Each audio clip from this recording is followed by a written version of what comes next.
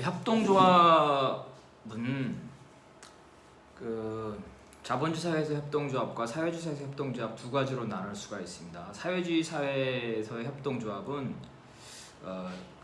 국가에 의해서 사회주의 국가에 의해서 자영업자들을 전국적 차원에서 개인 소유가 아니라 협동조합적 소유로 하죠. 그래서 개인 사적 소유를 바로 폐지해서 완전한 전 인민적인 소유로 가기에는 소자산가들이 이제 반발하기 때문에 중간 단계에서 전국적 차원에서 협동조합적 소유로 갑니다. 그래서 사회주의 사회에서는 협동조합이 사적 소유를 폐지하는 제도적인 그런 의미가 있습니다. 근데 자본주의 사회에서 협동조합은 전국적 차원에서 할 수가 없죠.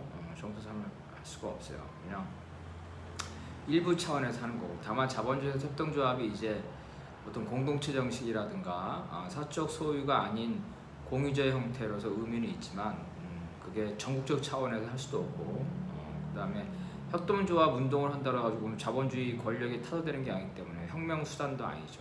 그래서 의미는 있지만, 하나의 본보기로서는 의미는 있지만 혁명 수단은 아니다. 제대로 된 협동조합은 사회주의 사회에서만 가능하다. 말이 말이에요. 전반적인 사회적 조건이 된 이후에, 그때만 가능하다.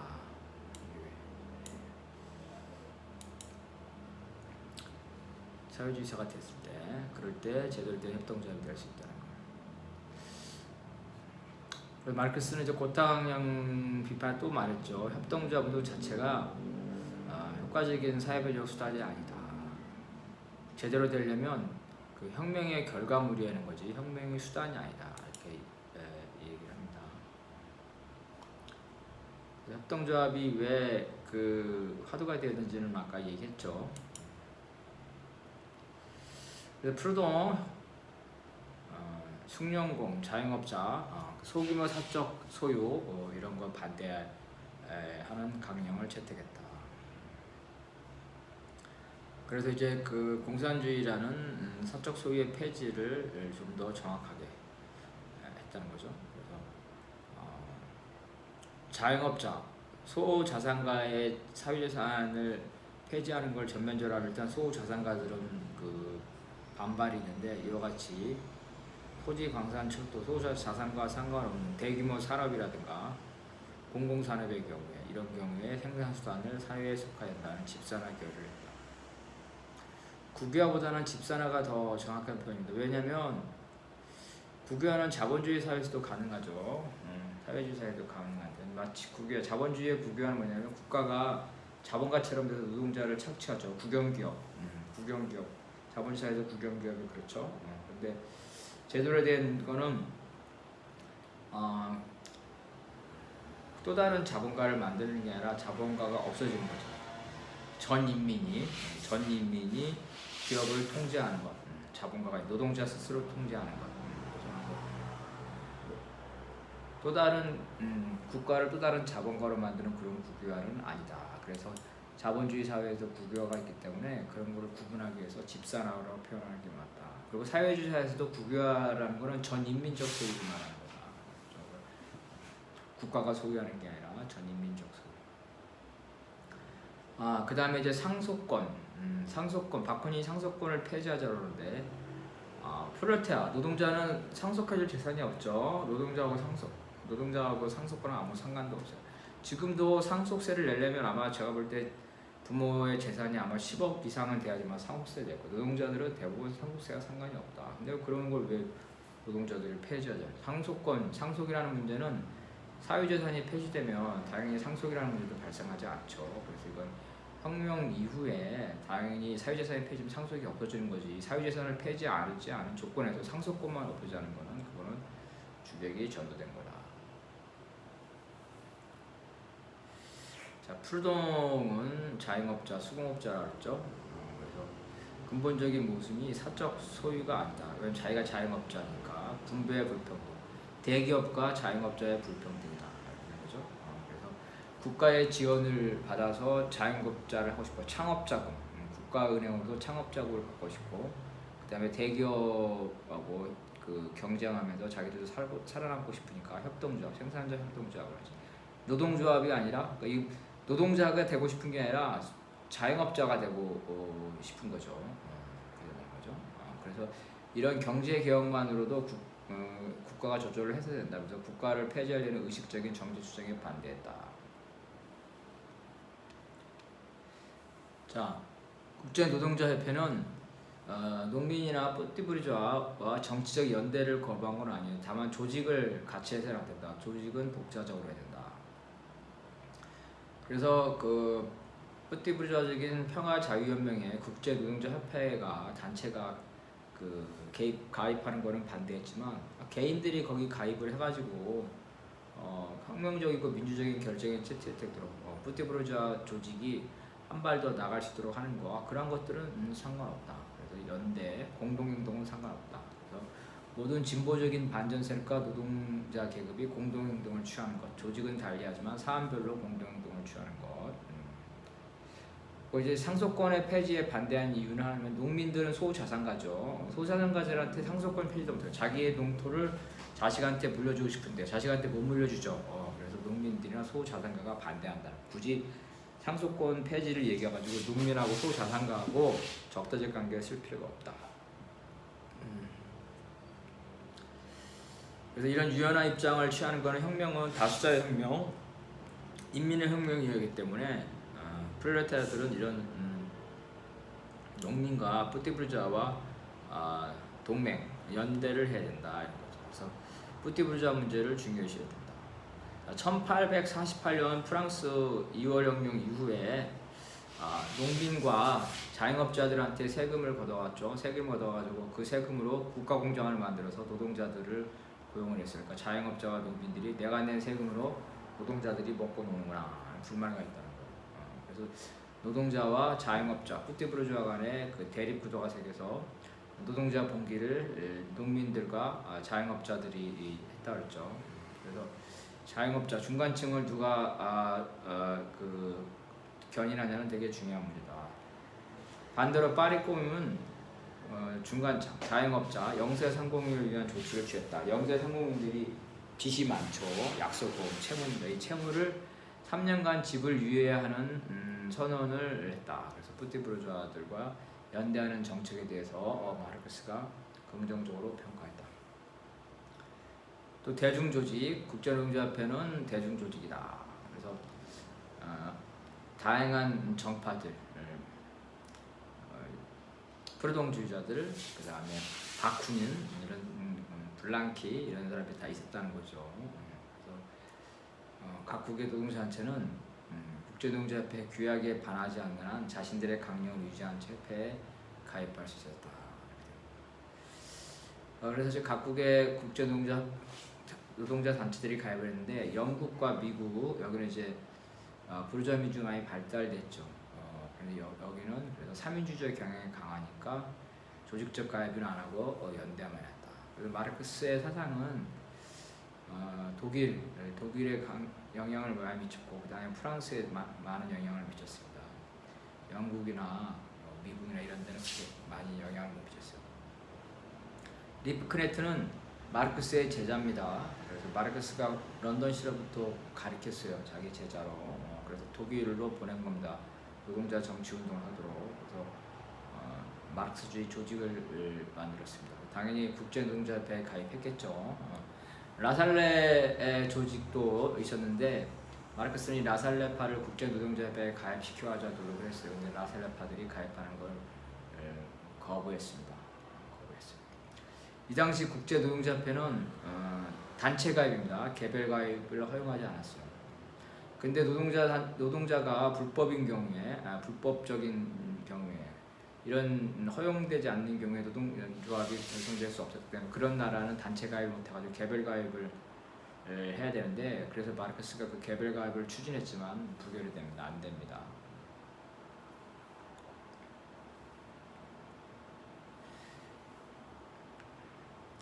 이제 또 이제 그 바쿠닌의 이 국제 사회민주 동맹, 이 동맹이, 자, 이거는 국제적인 조직이에요. 국제노동자협회도 국제적인 조직이죠. 국제혁명 조직, 똑같은 성격이다 보니까 똑같은 국제조직 이중 가입이 안 되기 때문에 그 국제조직을 해체를 하고 가입해야 된다. 그 다음에 바쿠닌은 자본가를 공격하는 게 아니라 그 국가를만 공격하죠. 모든 계급의 평등과 화해를 외친다. 노동과 자본의 타협을 외친다. 그 강령을 수정할 것을 요구했다. 바쿠닌은 자기 조직을 형식적으로 해체하고 실제로 해체하지 않고 비밀 조직을 유지하면서 마르크스와 경쟁을 하게 됩니다. 그래서 정치 주장을 기권하지 않은 프루동주의자, 협동조합주의자들, 이것들을 누르고 정치 투쟁에 관한 결의를 했다는 거죠. 노동자의 사회적 해방은 정치적 해방이 없이는 실현될 수 없다. 정치적 자유가 사회적 해방의 전제 조건이다. 이렇게 했다는 겁니다. 자, 바쿠닌 말했죠. 아까 국가 자체를 한다. 자본이나 임금제도가 아닌, 그래서 국가를 불평등과 착취의 근원으로 한다. 국가에 대한 투쟁만 강조한다. 그래서 방식은 소수 비밀 조직의 봉기를 강조하면서 엘리트주의죠. 대중적인 정치 활동을 거부했다. 블랑크주의도 역시 마찬가지죠. 마르크스는 이러한 그 무분별한 봉기, 정세에 맞지 않는 이런 무분별한 봉기, 이런 것들은 자본주의와 민주주의가 발전하지 못한 러시아 같은 봉건 체제에서나 가능한 모험주의라고 비판을 했다. 그러니까 자본주의와 민주주의가 발전하는 나라에서는 어떤 그 노동조합도 허용을 하고 합법적으로 노동자 운동을 할 수 있는 여지가 많죠. 굳이 그 봉기를 해가지고 위험에 빠질 필요가 없는 거죠. 그래서 다르다. 조건이 다르다. 얘기합니다. 국제노동자협회 파리 지부가 불법단체로 재판을 받으면서 이제 그 음모가 국제노동자협회가 뒤에서 봉기를 조종한다. 이렇게 이제 그 프랑스 정부 얘기하니까 마르크스 그게 아니다. 국제노동자협회는 대중적이고 공개적인 노동자 조직이지 무슨 뭐 봉기를 하는 조직은 아니다. 물론 이제 결정적인 순간에 봉기를 할 수 있겠지만 통상적으로 일방적으로는 봉기를 조직하지 않죠. 노동자를 상대로 한 교육과 대중 투쟁을 하는 겁니다. 루이 라플레옹이 무너진 후 루이 라플레옹은 프레이션과 전쟁을 하면서 포로가 됩니다. 포로. 그래서 이제 군주제가 무너지죠. 공화제가 다 딱 됩니다. 그런데 이 부르주아 공화국이 생기니까 사람들이 여기에 대해서 환상을 가질 수가 있어서 마르크스가 이제 프랑스와 프레이션 전쟁에 관한 두 번째 연설이죠. 파리 꼬움에 관한 겁니다. 여기서 연설. 파리 꼬움이 나타나기 바로 직전에 연설을 한 거예요. 1871년에 파리 꼬움이니까 1870년이니까 이 연설에서 프레이션이 이제 파리를 쳐들어오려고 포위하고 있는 상황에서 노동자들이 이 부르주아 공화국을 전복하려는 봉기, 이런 봉기에 대해서 우려를 표시합니다. 첫 번째는 다른 파리뿐만 아니라 프랑스 전체에서 봉기가 일어나가지고 프랑스 국가 권력을 장악해야 되는데 그러지 않고 파리만 고립적으로 할 때는 이게 진압을 당할 수 있다. 그 다음에 프랑스 국가 파리가 위기에 처했는데 파리 안에서 이 노동자가 이제 부르주아들을 상대로 해서 그 봉기를 일으킬 때는 뭐 어떻습니까? 이제 그 일반적인 그 시민의 입장에서는 프레이션에 맞서 싸우는 게 더 우선이지 우리끼리 싸우는 건 문제가 있는 거 아니냐. 그래서 고립된다. 그래서 고립돼서 진압당할 우려가 있기 때문에 봉기 형식이 아니라 그 새로운 공화국 안에서 민주주의 제도를 활용해서 힘을 키워야 되지 않냐. 노동자 세력이 그렇게 주장을 했다는 거예요. 그래서 이와 같이 마르크스는 부르주아 민주주의가 발전된 나라에서는 노동자 대중의 정치 활동에 인정을 하고 봉기가 아니라 선거 참여와 의회 활동도 인정을 했다. 영국이나 미국에서 노동계급이 의회의 다수를 차지한다면 합법적으로 혁명도 가능할 수 있다. 다만 이러한 평화적인 변혁이 선거에서 노동자당이 선거에서 집권해서 사회주의 정책을 추진하려 해요. 그럴 때 자본가 세력이 가만히 있겠냐 이거. 가만히 안 있고 폭력으로 쿠데타를 일으킬 때 그때는 노동자 세력도 노동자 권력도 역시 무력을 통해서 진압할 수밖에 없다. 결국은 폭력은 평화적으로 혁명이 될 수 있지만 혁명을 완성하는 과정에서는 무력이 불가피할 수가 있다.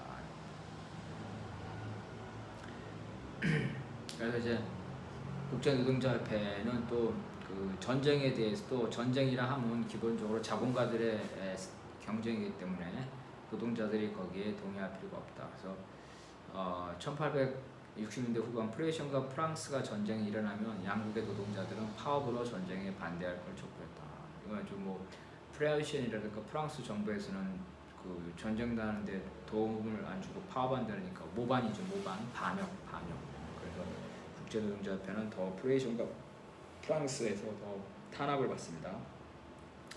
이건 중요한 거는 1차 대전, 2차 대전이 제국주의 전쟁에서 제국주의자의 경쟁이기 때문에 레닌이 이 전쟁에 참여할 필요는 없고 이 전쟁은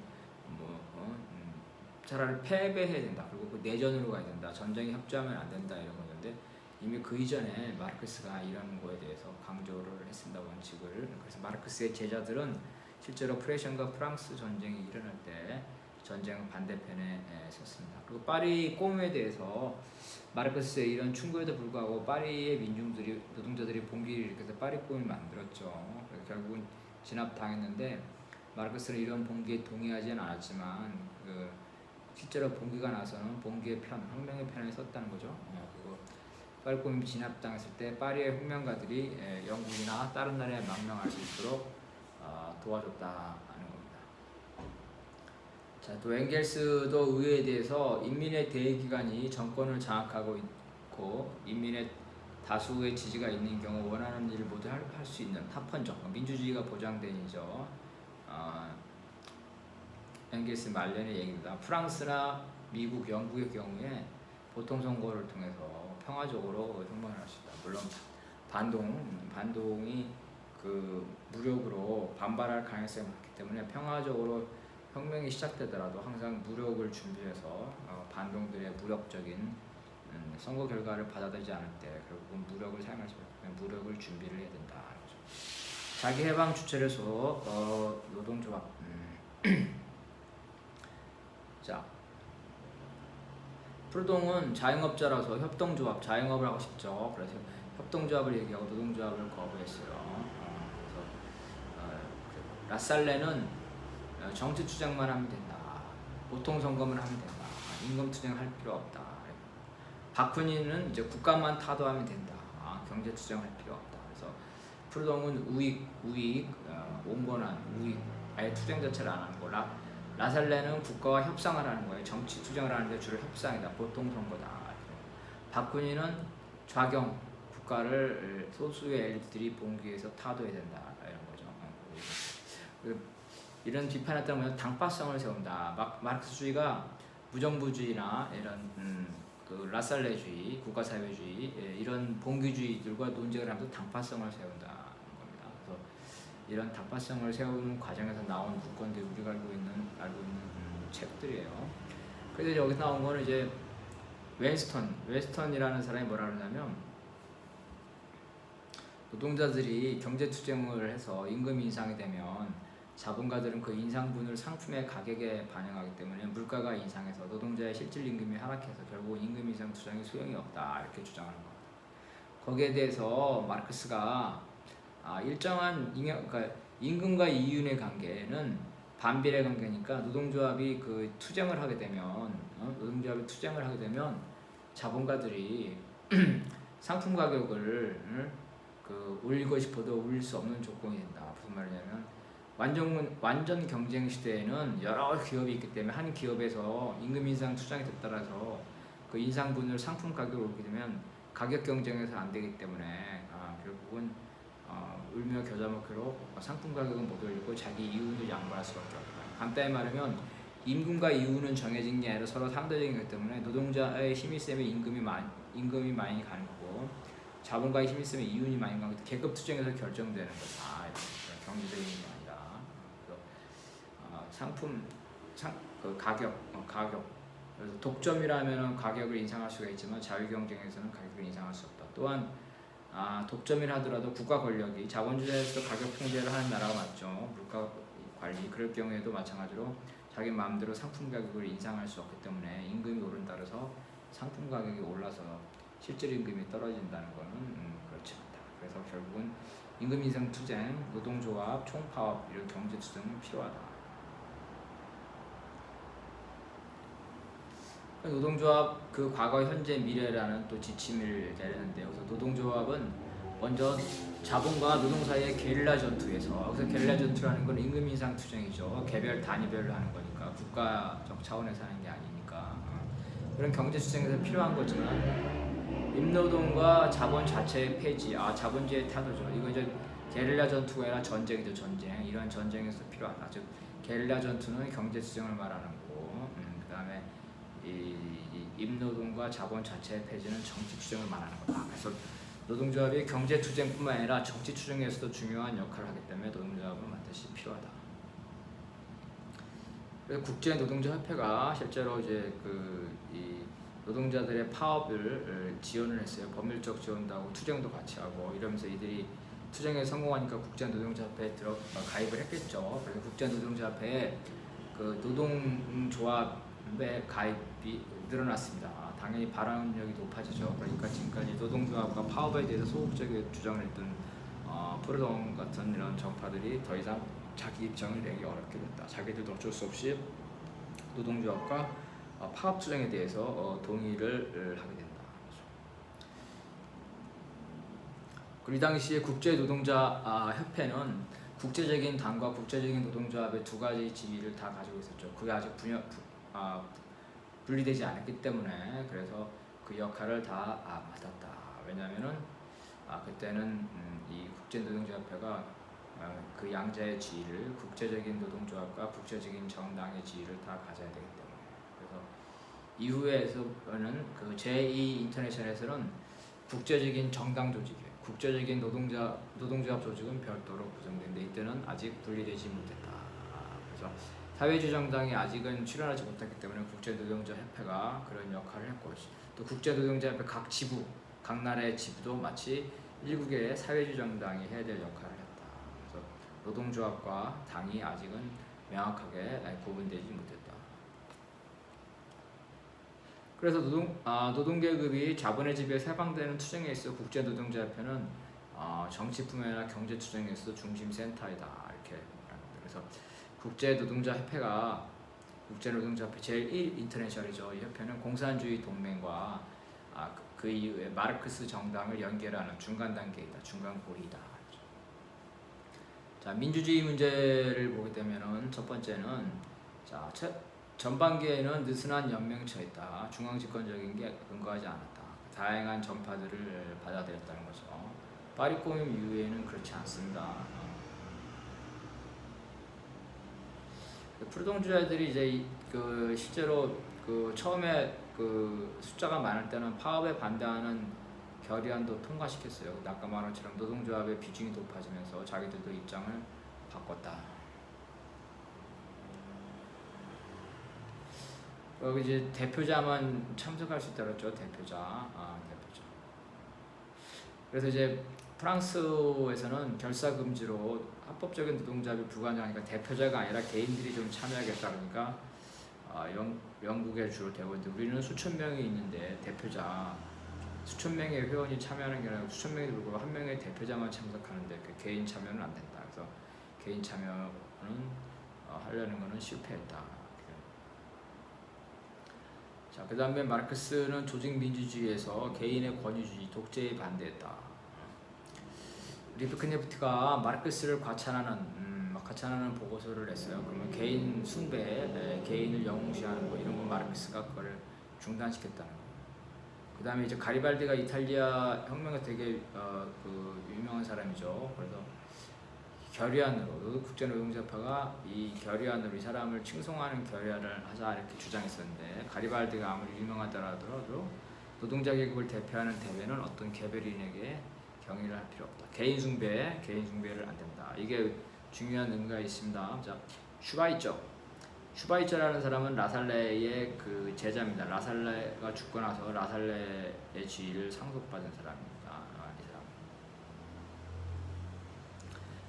이제 슈바이처가 뭐라 그러냐면 라살레주의자니까 보통 선거 투쟁만 하죠. 노동조합은 그 경제 투쟁 같은 거 하지 말고 정당에 복종하라. 정당에 시키면 시키는 대로 하라. 기계적 복종, 제약이 돼야 된다. 정당에 종속돼야 된다.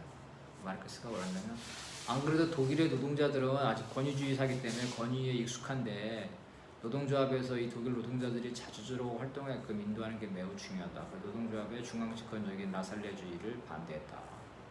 자, 역사적 배경이 있습니다. 자, 라살레 숭배라는 게 진짜 있었어요.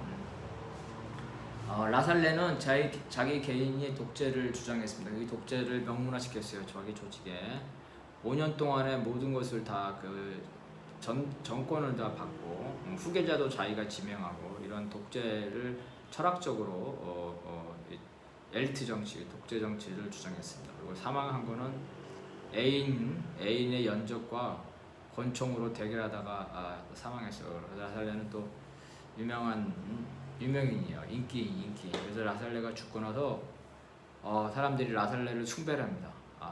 막 라살레 축제도 하고 라살레 노래도 부르고 그다음 라살레 뭐 담배, 라살레 뭐 컵, 뭐 라살레 시계, 지금 마치 체게바라 하듯이 그런 식으로 숭배를 하는 거. 이런 라살레 숭배에 대해서 마르크스는 매우 못마땅했기 때문에 이런 숭배, 개인 숭배에 대해서 마르크스는 비판했다. 그래서 마르크스는 민주주의를 프롤레타 정당의 중요한 특징으로 봤다. 공산주의자 동맹에서도 대기구를 다 민주제 형태로 이렇게 고쳤죠. 자, 라살레 주장은 임금 철칙설, 전체 임금 기금설하고 유사합니다. 전체 임금이 한정되어 있기 때문에 개별적인 임금 인상 투쟁을 할 경우에는 한쪽에서 임금이 깎이거나 아니면 총고용 노동자들이 총고용이 줄어들어 가지고 전체 임금이 그대로 유지되기 때문에 개별적인 임금 인상 투쟁은 필요 없다. 주로 의회 내에서 보통 성업권 확대 투쟁, 이런 성업권 확대 투쟁이 중요하다. 국가와 협상을 해야 된다. 국가사회주의의 근원입니다. 여기에 대해서는 이제 마르크스는 임금이라는 거는 아까 말 이윤과 임금이 서로 계급 투쟁을 통해서 더 많이 가져가는 거지. 개별 어느 쪽에서 임금 인상이 됐다고 해가지고 다른 쪽에서 임금이 떨어지거나 아니면 자본가가 고용자를 줄인다든지 그런지는 않다.